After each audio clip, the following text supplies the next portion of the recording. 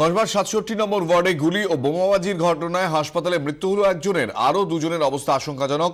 নিহত পলাশ জানা ওই এলাকারই বাসিন্দা। ঘটনায় এখনো পর্যন্ত ৫ জনকে গ্রেফতার করেছে পুলিশ।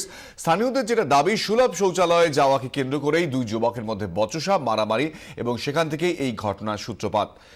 আমরা এই বিষয়ে আরো বিস্তারিতভাবে জানবো। ঘটনাস্থল থেকে এই মুহূর্তে আমাদের প্রতিনিধি ঋত্বিক মন্ডল আমাদের সঙ্গে রয়েছেন। ঋত্বিক, যেটা জানতে চাইবো যে নিহত যে ঘটনা, সেক্ষেত্রে তার সঙ্গে কি নেহাতি বচসার যে এই ঘটনা ঘটেছে, নাকি এর পিছনে অন্য কোনো বিষয় ছিল? এই বিষয়ে বিস্তারিত কি জানা যাচ্ছে?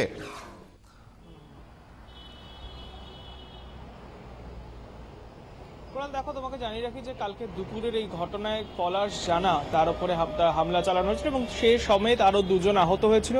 গতকাল রাত্রে একটি বেসরকারি নার্সিংহোমে বাইপাসের ধারে পলাশ জানা তার মৃত্যু হয়েছে।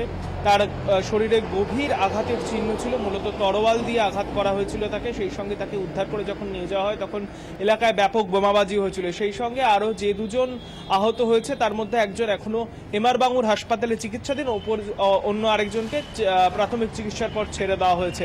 এবং এই ঘটনায় গতকাল রাত্রে কসবা থানার পুলিশ ওই এলাকা থেকে ৫ জন, অর্থাৎ এই তোমার পলাশ জানার রাইভেল গ্রুপের ৫ জনকে এই ঘটনায় জড়িত থাকা সন্দেহে গ্রেফতার করেছে। তাদের নাম যথাক্রমে সুরজিৎ ব্যানার্জি, জয়দেব দাস এবং তোমাকে জানিয়ে রাখি জয়দেব কিন্তু মূল অভিযুক্ত এই ঘটনায়।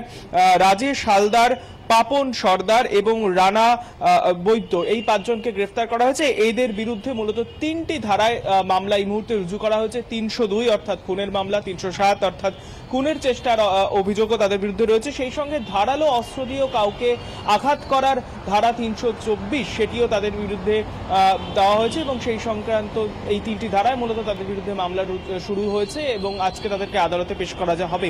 ওরা যে প্রশ্নটা তুমি করছিলে, তাহলে এটা কি নিছকই বাথরুমে, পাবলিক টয়লেটে কে যাবে তাই নিয়ে বস্তির ঝামেলায় তার থেকে এইরকম বিশাল আকার নিল? পুলিশ সূত্র কিন্তু মনে করছে এমনটা নয়, কারণ এই দুজন, অর্থাৎ একদিকে যেরকম রাজেশ জয়দেব দাস অর্থাৎ মূল যে অভিযুক্ত, অন্যদিকে পলাশ, এরা দুজনেই কিন্তু এই 67 ওয়ার্ড অর্থাৎ 67 ওয়ার্ডের যিনি কাউন্সিলর রয়েছেন তার অনুগামী বলে, অর্থাৎ বিজনলাল বাবুর কিন্তু অনুগামী বলে দুপক্ষই পরিচিত। এখন বচসাটা দীর্ঘদিন ধরে, বচসাটা কিন্তু এই জয়দেব এই কসবা এলাকায় নিত্য নতুন যে আবাসনগুলো তৈরি হচ্ছে তার সিন্ডিকেটের একচ্ছত্র রাজত্ব চালাতেন। গন্ডগোলের সূত্রপাত কিন্তু সেখানেই।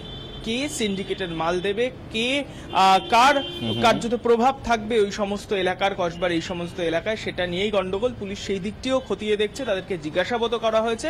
ফলে একেবারে এই গন্ডগোলটা দীর্ঘদিন ধরে চলছিল দু দলের মধ্যে। কালকে এই ঘটনায় বচসা থেকে সূত্রপাত, আর তারপর সেটা বড় আকার ধারণ করে। যদিও কালকে রাত্রে কিন্তু নতুন কোনো বিশৃঙ্খলার খবর পাওয়া যায়নি। পুলিশ ঘটনাস্থলে রয়েছে, পরিস্থিতি নিয়ন্ত্রণেও রয়েছে এই মুহূর্তে। ধন্যবাদ।